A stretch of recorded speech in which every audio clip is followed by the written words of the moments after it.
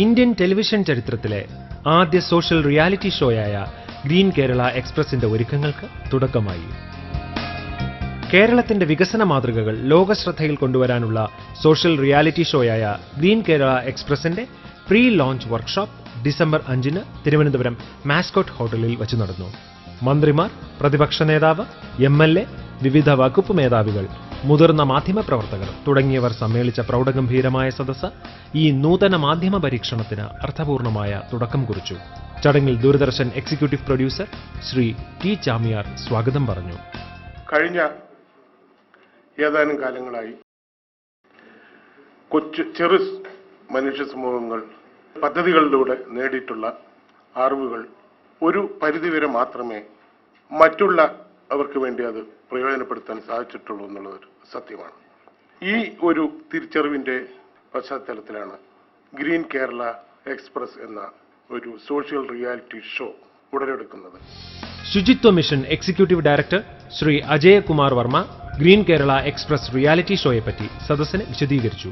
കഴിഞ്ഞ 10-14 വർഷക്കാലമായി നമ്മുടെ തദ്ദേശ സ്ഥാപനങ്ങൾ നിരവധി പ്രാദേശിക വികസന മാതൃകകൾ വികസിപ്പിച്ചെടുത്തിട്ടുണ്ട്. പരിസ്ഥിതി സൗഹൃദമായിട്ടുള്ള മാതൃകകളാണ് ഇവയൊക്കെ തന്നെ. സുസ്ഥിര വികസനത്തിലേക്ക് നയിക്കുന്ന മാതൃകകളുമാണ് ഇവയൊക്കെ.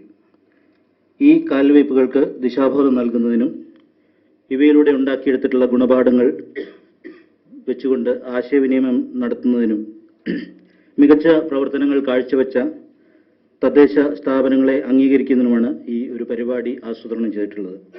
സോഷ്യൽ റിയാലിറ്റി ഷോയുടെ ഭാഗമാകാൻ ഉദ്ദേശിക്കുന്ന പഞ്ചായത്തുകളും മുനിസിപ്പാലിറ്റികളും അവരുടെ പ്രധാനപ്പെട്ട മാതൃകാ പ്രവർത്തനങ്ങൾ ഉയർത്തിക്കാട്ടി ഒരു ചോദ്യാവലിയിലൂടെ അപേക്ഷ സമർപ്പിക്കുകയും മാതൃകാ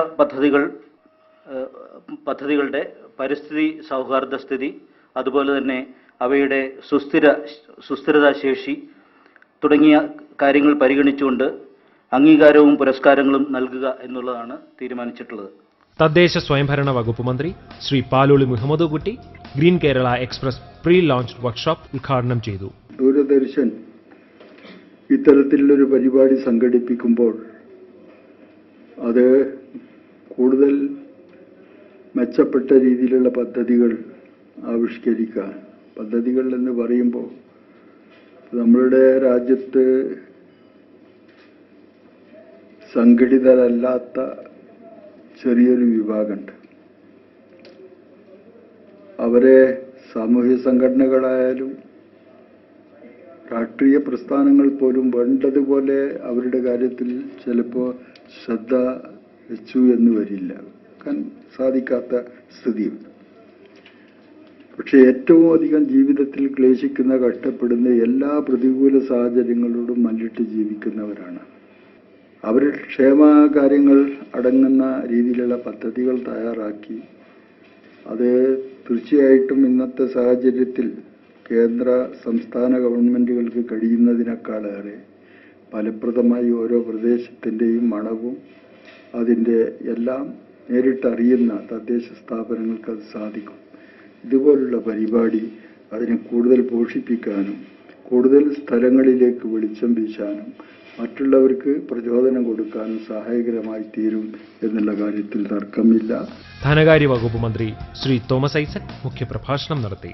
ഇന്ത്യയിലെ ആസൂത്രിത വികസന പ്രക്രിയയിൽ മുഖ്യധാര ടോപ്പ് ഡൗൺ കമ്മ്യൂണിക്കേഷനാണ്. എന്നാൽ 73-74 ഭരണഘടനാ ഭേദഗതി വന്നതോടുകൂടി ഇതിലൊരു അടിസ്ഥാനപരമായ പൊളിച്ചെഴുത്ത് അനിവാര്യമായി തീർന്നു. നിങ്ങൾ അധികാര വികേന്ദ്രീകരണത്തെക്കുറിച്ച്, വികേന്ദ്രീകൃത ആസൂത്രണത്തെക്കുറിച്ച് ഗൗരവത്തിലെടുക്കുന്നെങ്കിൽ ഒരു പുതിയ കമ്മ്യൂണിക്കേഷൻ സ്ട്രാറ്റജി വേണം. മുകളിൽ നിന്ന് താഴേക്കുള്ളത് വേണം, ഒഴിവാക്കാൻ പറ്റത്തില്ല. കാരണം കേന്ദ്ര സംസ്ഥാന സർക്കാരുകളാണ് താഴേക്ക് അധികാരം കൊടുക്കുന്നത്. പ്ലാനിംഗ് എന്ന് പറഞ്ഞാൽ പല തട്ടുകൾ ഒരുമിച്ച് ആസൂത്രണം ചെയ്യുന്നതാണ്.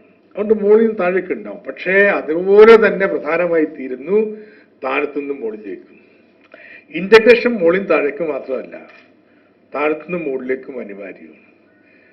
താഴെ തട്ടിൽ ഓരോ തട്ടിലുമുള്ള ഹൊറിസോണ്ടൽ കമ്മ്യൂണിക്കേഷനും പ്രധാനമാണ്.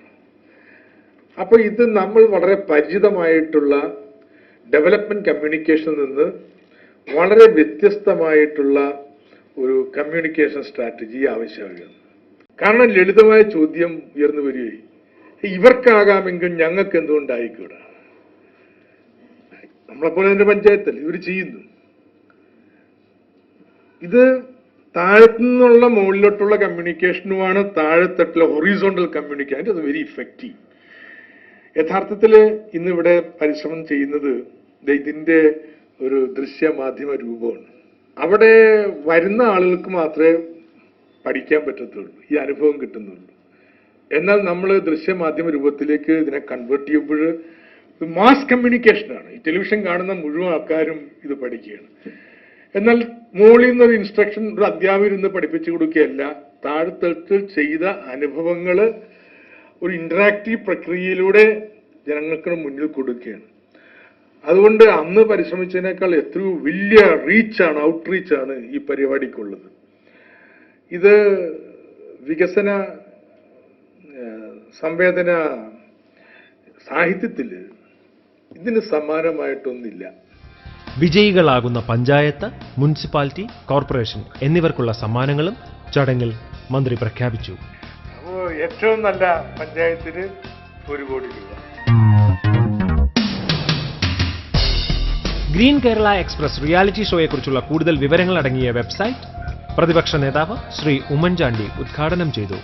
നമ്മുടെ കേരള മോഡൽ അത് നാളെയും വരും തലമുറകൾക്കും നമുക്ക് അവകാശപ്പെടാൻ സാധിക്കത്തക്ക വിധത്തിൽ നിലനിർത്തുന്നതിന് വേണ്ടി കൂട്ടായിട്ട് പരിശ്രമിക്കാം.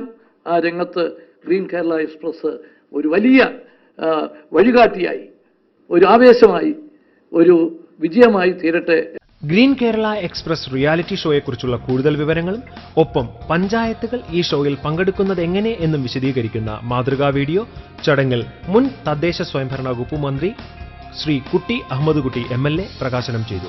നമ്മുടെ IAS സെക്രട്ടറിമാരെല്ലാം തന്നെ സ്വപ്നത്തിൽ കൂടി ചിന്തിക്കാൻ കഴിയാത്ത വിധത്തിൽ മനോഹരമായ, ഭാവനാസമ്പന്നമായ, ജനങ്ങൾക്ക് പ്രയോജനപ്രദമായ പരിപാടികൾ പലതും പഞ്ചായത്തുകൾ ആവിഷ്കരിച്ച് നടപ്പാക്കുന്നത് നമുക്ക് കാണാൻ കഴിഞ്ഞിട്ടുണ്ട്. ഇതിനെക്കുറിച്ച് പാടി പുകഴ്ത്തുന്നതോടൊപ്പം തന്നെ ഇനിയും അവർക്ക് പുതിയ മാനങ്ങൾ കണ്ടെത്താനുള്ള അവസരങ്ങൾ സൃഷ്ടിച്ചു കൊടുക്കണം. ഒരുപാട് കാര്യങ്ങൾ അവർ ചെയ്തിട്ടുണ്ട്. ഇവിടെ ബഹുമാനപ്പെട്ട പ്രതിപക്ഷ നേതാവ് പറഞ്ഞതുപോലെ പഞ്ചായത്തുകൾക്ക് ഏറ്റെടുക്കേണ്ട ഒരുപാട് ദൗത്യങ്ങൾ ഇനിയുമുണ്ട്. Green Kerala Express reality show നടത്തിപ്പിനെക്കുറിച്ച് Doordarshan assistant station director Shri G Sajan വിശദീകരിച്ചു.